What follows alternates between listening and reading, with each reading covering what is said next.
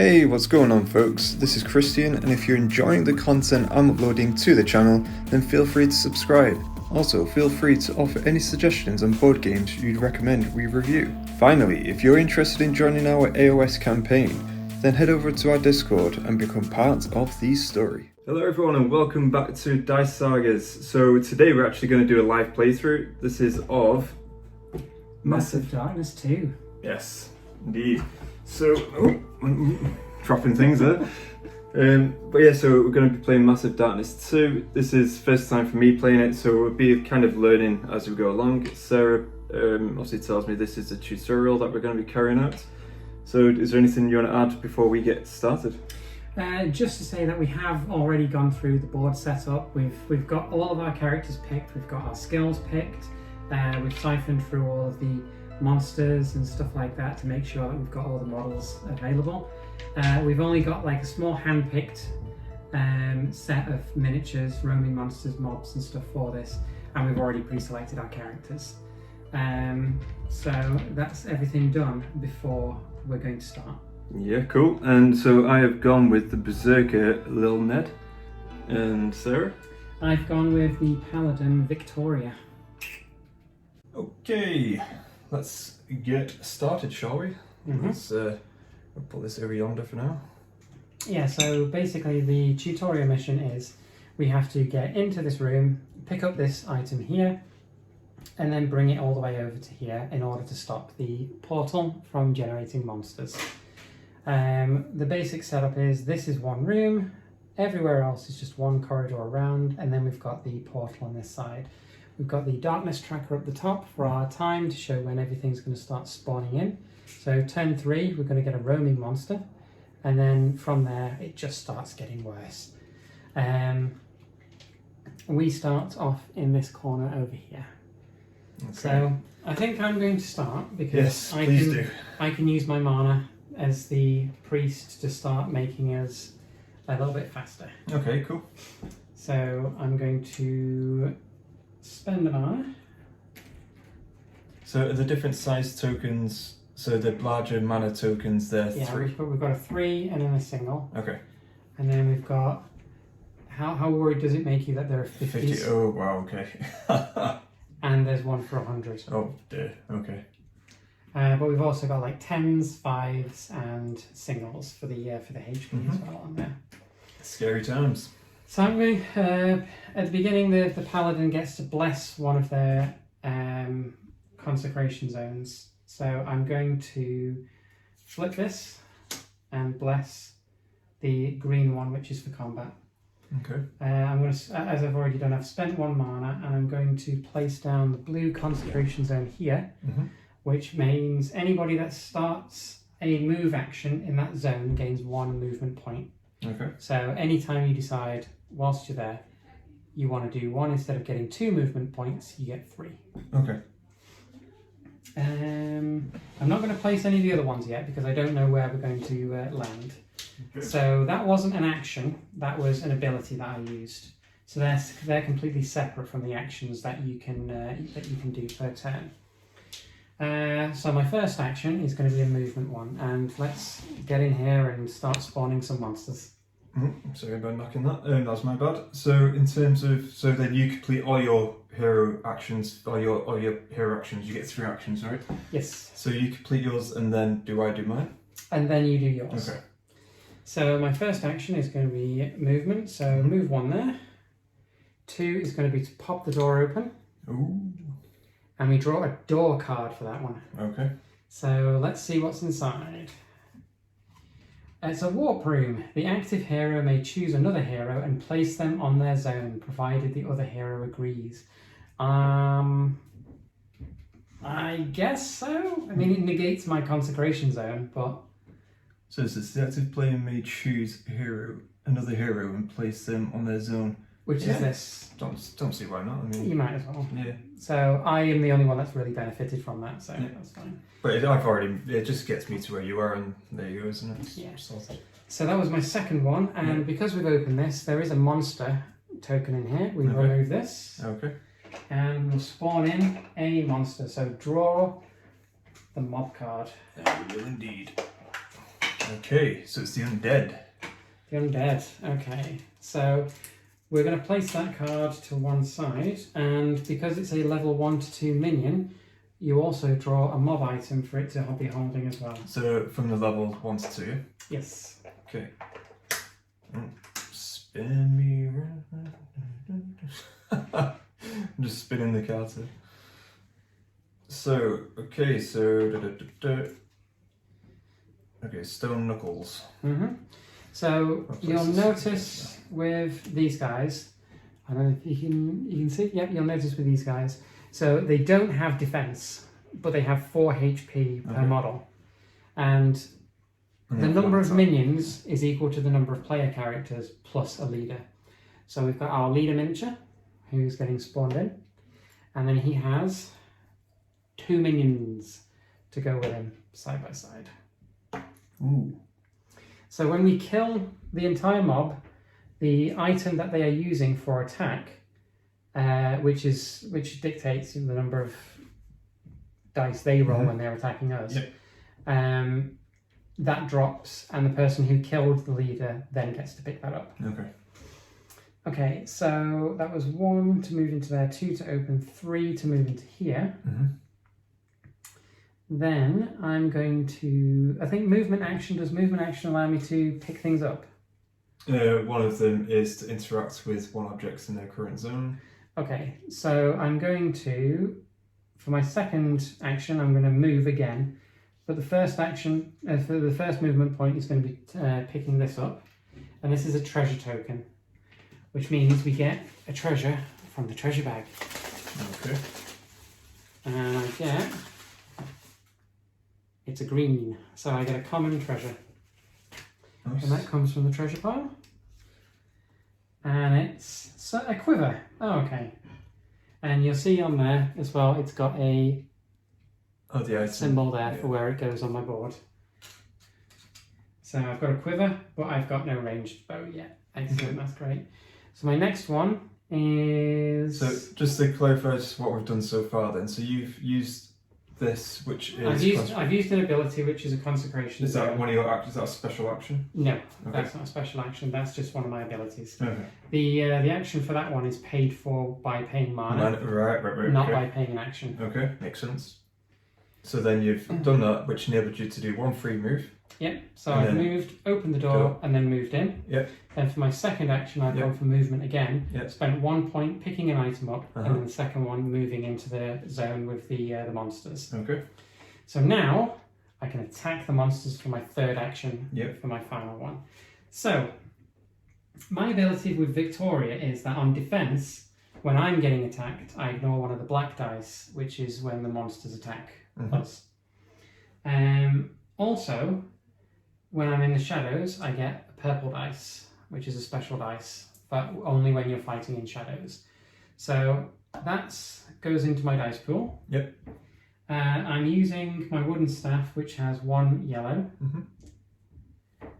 And they have no defense, do they? No. So I don't roll anything else on top of that. Before I do my attack action though, I'm going to spend another mana. And I'm going to put my combat consecration zone into this zone. Oh no, it's fallen over. It's dead. It's dead. So now, anytime during combat, I get a free reroll. And when I'm attacking, I get a reroll and +1 to my attack. Okay. And because you've used mana at this moment in time, for the next turn or next round, you can actually use recover, which you gain 2 health or 2 mana in any combination, right? Or I can choose to use my mana potion. Okay.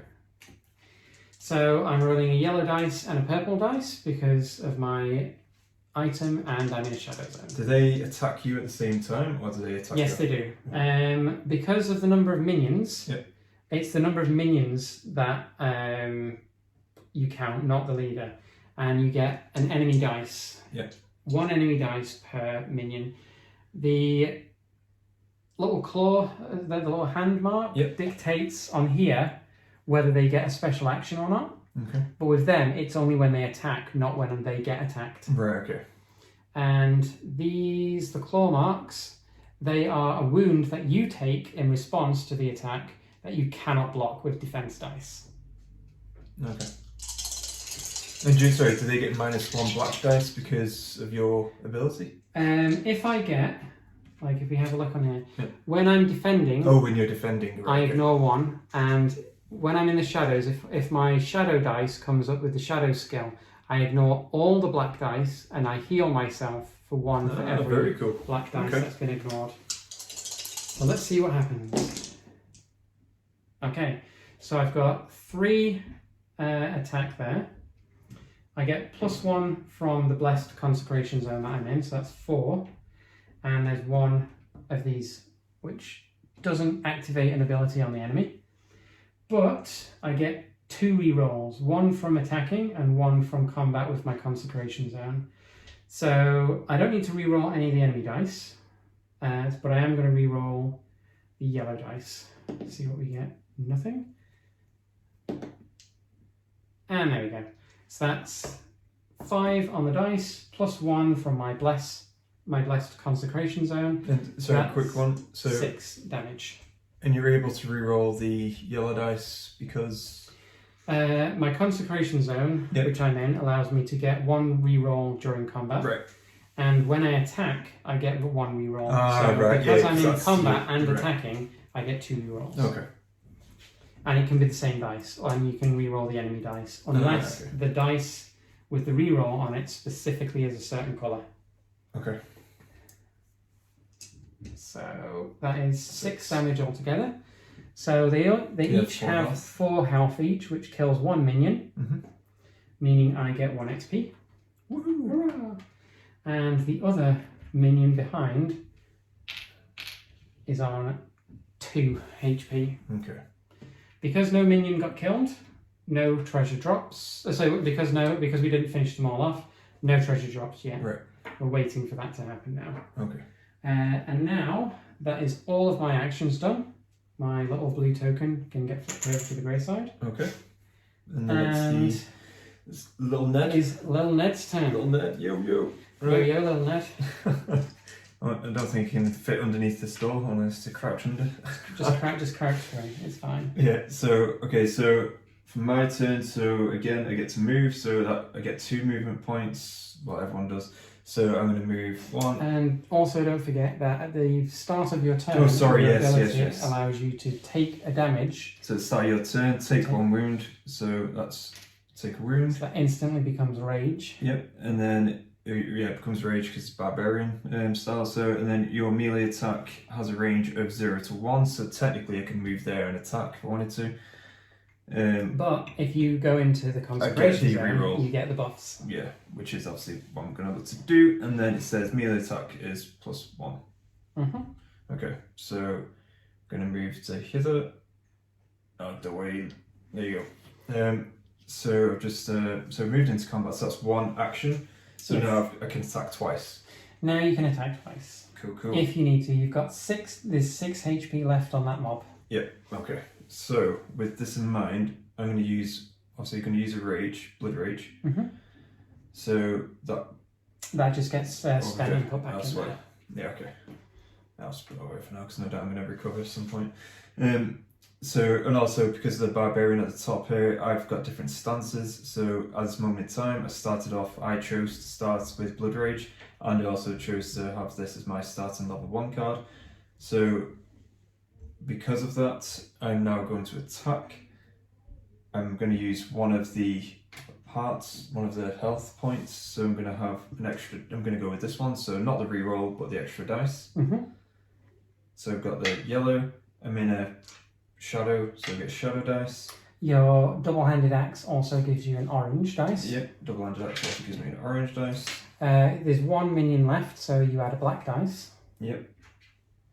And because you're in the consecration zone, you now get 2 rerolls during each combat. You get 1 for the combat and 1 for the attack. Okay, and then this melee attack +1 sword, does that mean it just do +1 you attack? get +2 because of my bolting skill. Oh, okay, very cool. Alright, let's see what I get.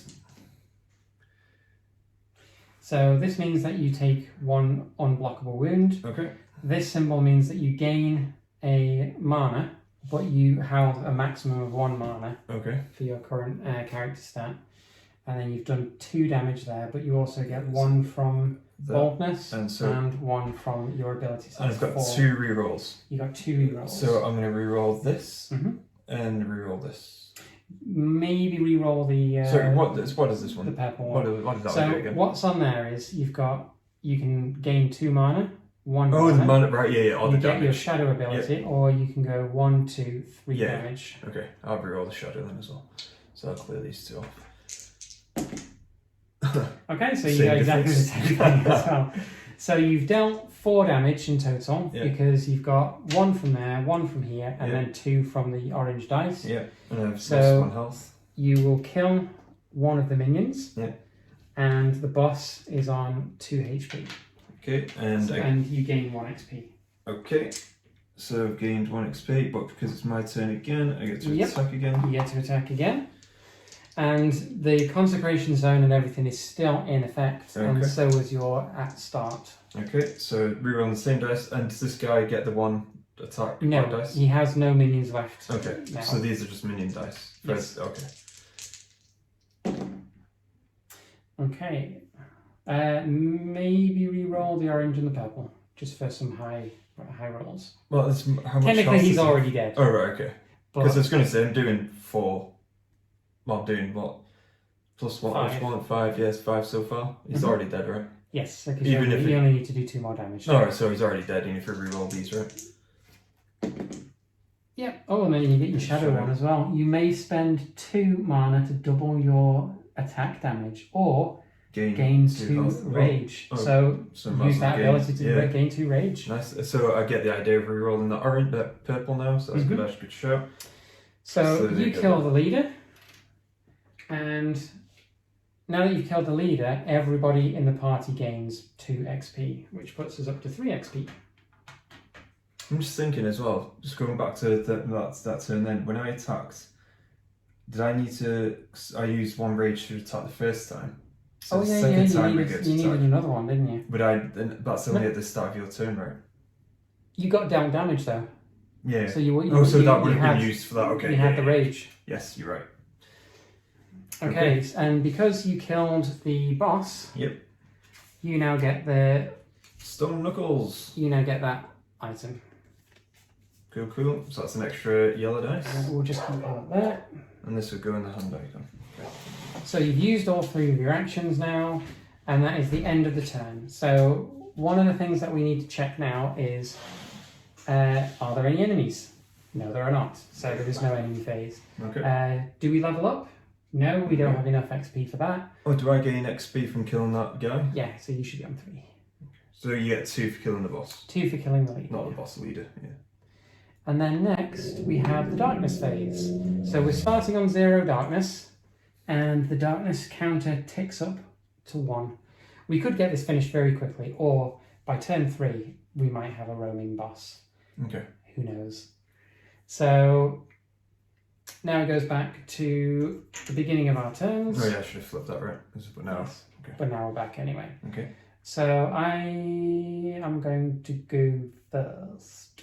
I'm going to retract my zones, which is a free action. My boldness gets flipped over, but that's my only skill, so I'm going to flip that back anyway. Then...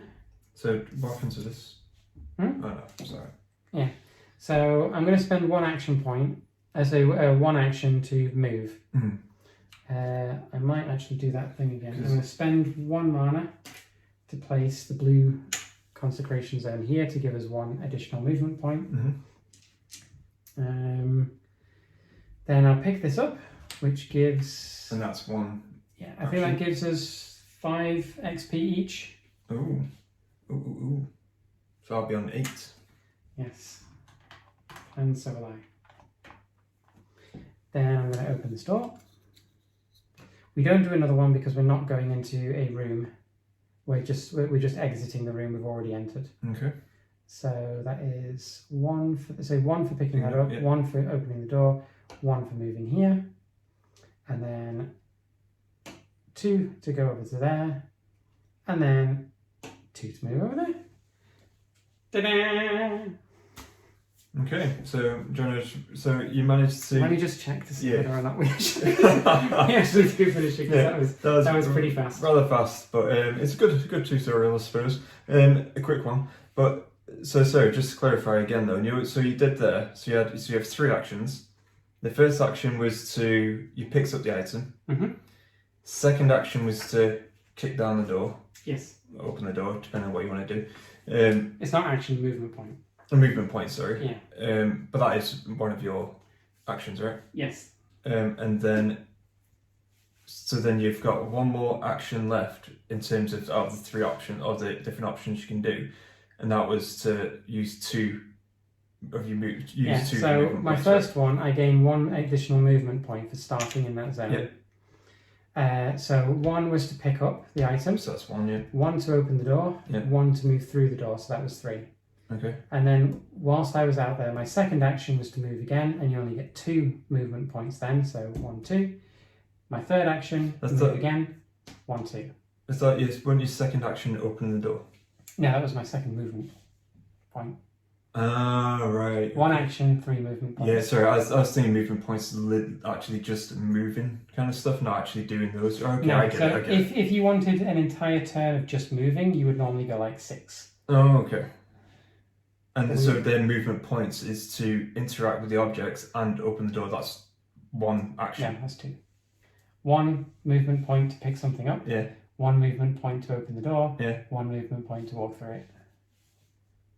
Okay, but you only get 2 movement points, right? Normally you only get 2, but because of that you get to 1 free movement. 1 extra one. Yeah. Right. It's a little bit complicated. It's going to say action points, movement points. You get 3 actions, but within those 3 actions, you get multiple movement points. Yes. Okay. See, that's first time playing this, because you can clearly see with all the questions, but hopefully it's helping you guys out too. So we've not completed the mission. I need to do an action to put that item onto this. So that's not our thing done yet. Okay. What I might do is we might just wait for a minute and then get a roaming monster to spawn in. Okay. And have a quick go with that. So now it's your turn. Okay. So you start in that area with the blue one, so you get 3 movement points per action. Okay, well, so I'm going to go here anyway. Mm-hmm. So that's the free 1 move, right? Yep. And then I'm going to use. There you go. And then that's 1. Do you want to wait there for the monster? You could then use an action to recover and get 2 HP back. Yeah, why not? Those are your rage points. Oh, so they stay there regardless. Those will stay there, yeah. And that is it. So if we end the turn, now you get to see how leveling up works. So we go through the leveling up phase. Okay. And you have to spend the 5 XP that it says on here. So we go from 8 XP back down to 3. So 8 XP down to 3. Our level increases to 2. And what it shows on here is that we gain 1 heart point each. Okay, you gain extra health. Okay. So you gain extra health. Yeah. That makes you even tankier. Okay. And we put a blue treasure into the treasure bag. Each. Okay. So we get 1 for you going up to level 2, and we get 1 for me going up to level 2. Ah, okay, so that's a little icon there, right? Yes. Okay. That goes into the treasure bag. Cool. And just to explain why we leveled up, right? Yes. So you spend your XP to level up. Okay. So that's basically right. So you spend 5 XP from 8, so you're on 3. Okay, good. Yes. Okay, that's cool. So at the end of that turn, the darkness tracker ticks up to 2. Now in this turn, we're just going to waste the turn because we technically have completed. We've technically completed it, but we want to have a roaming monster come in. Of course we do. Because, why not? But thumbs up, yeah, we did it. So we'll just end the turn, and the roaming monster comes in, and that's... Oh no! I'll take this back as well, for free. Do you know what? I might as well have rested for those, so I'm going to build my mana back up again. Okay, cool. To 4. So we get a roaming monster. So you draw from the roaming monster deck, and we get Beelzebub. Beelzebub. So these don't have Minions. mob items, Oh, yeah, and they okay. don't have minions. Right. They specifically have their own attack abilities. They've got their defense, and they also have way more treasure than this. So they get 2 treasure tokens plus a blue for killing it. And Beelzebub has 5 HP for each hero, so he has 10 HP. Okay. So in terms of minions actually popping up on the board, obviously you got this here, and I'm assuming you have the other tokens on the board which then reveal it. Like it happened when we opened this door, the minions obviously were there, they appeared, obviously drawing the card, but as this is just a tutorial, obviously it's not going to be flooded with minions, is what I'm guessing. It's not, but it could be if we spend too much time here. Yeah. There we go, there's Beelzebub. Oh, yeah. That's so cool. Oh, it looks so awesome. So now, Beelzebub, we need to read and see what actions they do. So when attacking, Beelzebub gains +1 attack for each swarm token on it. For each wound a hero would deal to Beelzebub, they may remove 1 swarm token instead.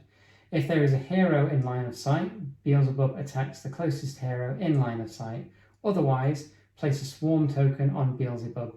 Then Beelzebub moves 2 zones towards the closest hero and attacks them if possible. And during combat, any of the black dice that are on a claw, place 1 swarm token on Beelzebub. Okay. Okay, so because he spawns in at this point, because of the darkness thing, he doesn't attack immediately. It's only during the enemy phase that he'll attack. Right, so it's hero phase first, right? Yes. So we now have the hero phase. So go Sarah, go be heroic. I'm going to go be heroic. So because you have, and the same with me as well, I have a ranged attack with my magic. I am going to spend 1 mana. The boldness thingy is on there. That is going to go here for combat. Oh, by the way, do these level up at all? Oh yes, we need to get a second one, which I should have said before. Do we have divine protection? Yes. Oh yes, mine are over here, aren't they? Right, so I'm looking for Blood Rage. I'm going to go for divine protection. It's level 5, we don't want that. We should have done that, sorry, when we leveled up. And to be honest, these stuff here, so where it says any stance, so that means you can place it. You can place it anywhere, yeah. Okay. Heal anytime, heal 2. So you can spend rage to heal. The rage just makes you calm. Yeah.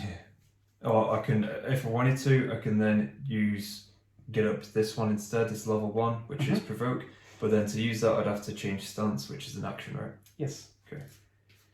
That's what's do then. Split. Okay. So I have gone for combat. I'm going to go with that one. Heroes may target this zone if possible.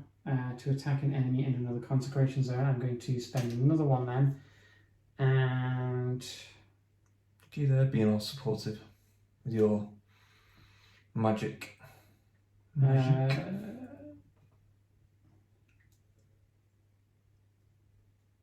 Okay, yeah, I'm going to place this zone here.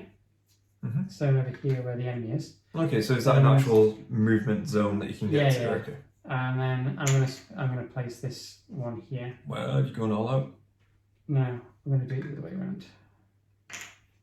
That's the movement one, right? Yeah, that's the movement one. But I have the ability to target that zone, the blue zone, to attack an enemy in another consecrated zone. So I can attack this zone to attack over here. Fair. And because I'm not within range, I don't get the attack back. Right. From them just yet. Nice. So I can attack from where I am without having to make any movements. So that is all before we start doing combat. I'm not in the combat zone, which you are.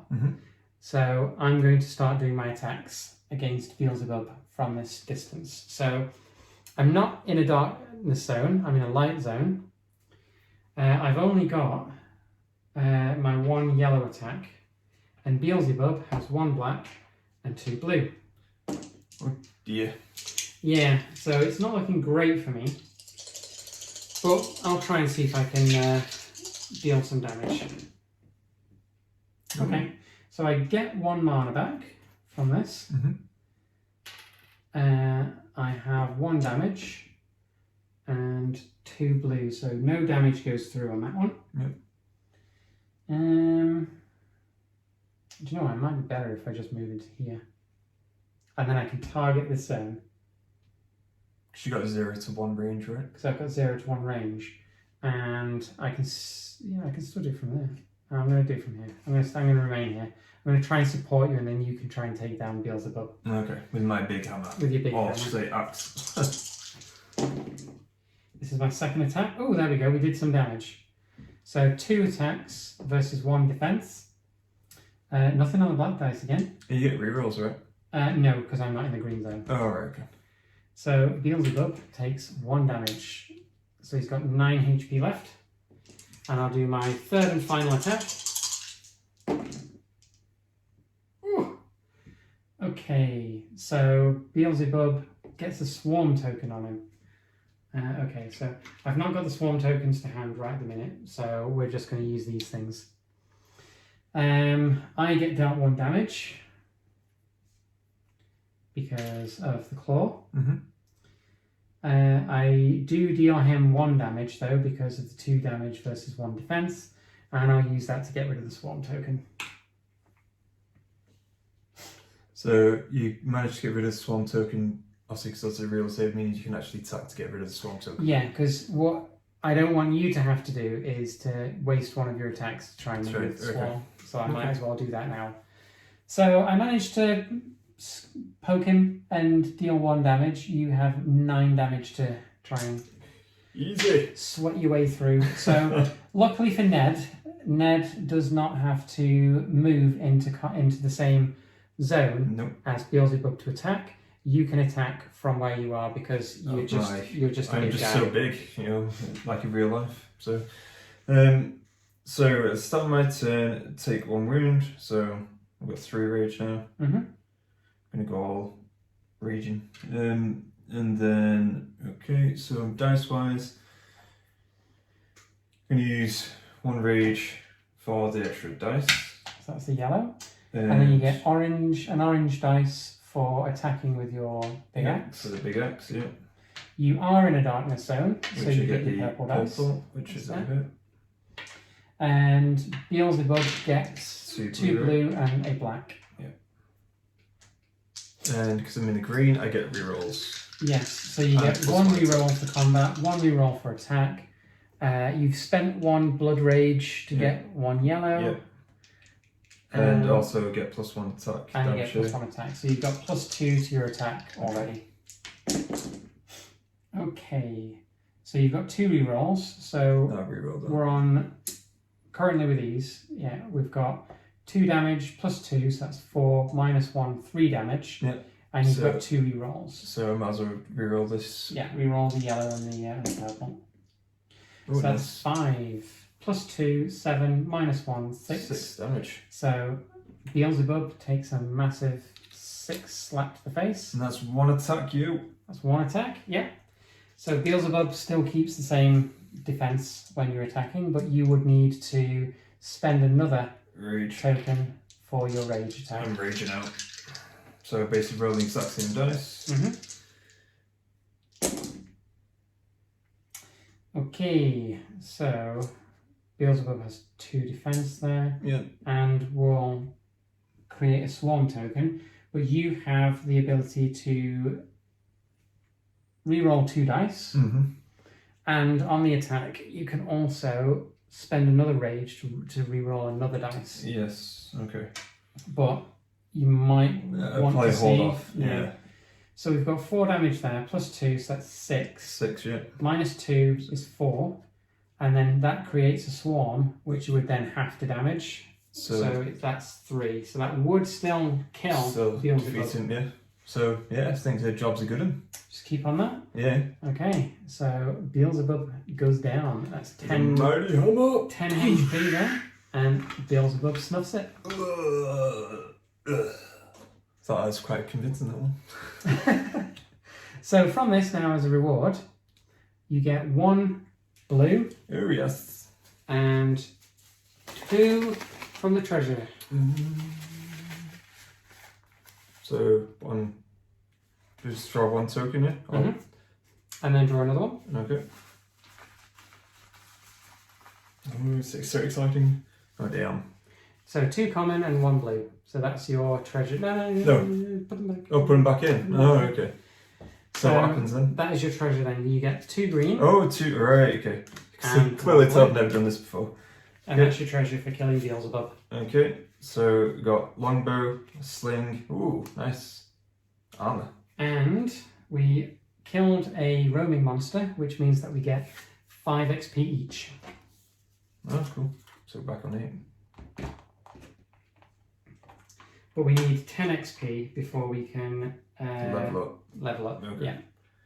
Okay, and so these are in my itinerary at the moment, but I need to spend an action to equip, I believe. Yes. At the end of the turn, we move that across, and another blue item gets added to the treasure bag. Oh, okay. I now, because obviously now I'm actually seeing this actually happen, and I'm pulling out the bag. I get what you're doing with all this. So yeah, so the more we level up, the longer the mission goes on, the higher chance you've got of starting to pull some cool items. Oh, okay. I was going to say that's pretty cool. I like that. So now we're on turn 5. So all I need to do is just go whoop as one of my movements, and then I spend a second action to close the portal, which takes away that, and we've completed our mission. Huzzah! No. It was a very good game. Actually quite enjoyed that. First time playing this. So what we'll do, we'll just swing back around and we'll do a little closing. Yeah, and that was the tutorial mission. Yeah. Split screen mode. Yeah. Anyway, so first game, obviously, absolutely loved it. Tutorial, it was a good pace, good speed to actually let information sink in. Is done pretty quickly, but then again, that isn't necessarily a bad thing for a tutorial. Just get you used to the movement points. There you go, that's the word. All this stuff like that. But for me personally, I'm looking forward to playing more games for sure, and I was pretty happy that I managed to get this this little equipment card. I was quite happy when I got that. But yeah, so honestly, I absolutely loved it, and again, it's the first dungeon crawler that I've played for quite some time. But yeah, so obviously you've played this a number of times, so what's your general thoughts and opinions on this now? I genuinely like it. I played a lot of Massive Darkness 1, and I've played about 5 or 6 games of Massive Darkness 2 now. I need to play more. And they have so well improved the rules and basically the speed of the game. There was a lot of mathing out. Like you could still say that there was some mathing out of damage and stuff like that with the dice afterwards, but it's so much more streamlined than it was before. Before it felt like 60% of the game was math with the dice more than anything, and it took, I think, one game that I played with 3 characters. Took me nearly 4 hours to get through. Wow! Because there was so much math with the dice and with the characters and leveling up. This though, it's so much faster and so much better. And now that I've got literally everything for the game, every roaming monster, every minion, every hero, every expansion, there's so much content. And I'm honestly, I'm stoked to get stuck into all this and get into the Massive Darkness world, because again, this is brand new to me, so I'm very, very excited. And there's so many, we're actually talking about it just before we started obviously this segment of the video, about the different classes you can be, and that's obviously it's up to 6 player, and each individual can only be 1 class. Yes. So obviously 2 different types of paladins, but only 1 player can be the paladin. Well, hence, I think you can flip it over to be the monk. Yeah, right? with Victoria, this was one of the Massive Darkness 1 characters, who was originally a character class called the Warrior Priest, but that doesn't exist now in Massive Darkness 2. So she has one side to her character card, which is Paladin, but you can flip her over, and she can be the monk character as well. Just remove remove the split screen. Remove the illusion now. Yeah. So a couple of the Massive Darkness 1 characters can be like that. Like I think Bjorn, the Berserker, he can be either a Berserker or a Tinkerer as well. So that's cool. So because we've seen multiple Paladin characters, so if you wanted to, you could be Victoria as the monk, and then the other person could be the Paladin. Yes, it can be another character as a Paladin. Yeah. No, that's very cool. So yeah, honestly, the miniatures are awesome. The gameplay, I still need to get my head around the movement. Action points, movement points. Movement points. Man, I'm gonna be spinning all night. I think thinking about it. I have to rewatch this video actually. But no, honestly, thank you all for watching this video. For those who stuck to the end as well, let us know your feedback, your own experiences on this game too in the comments down below. That would be awesome. Also, if you want to actually see more of this content, it is something me and Sarah are actually looking to do very much on this channel.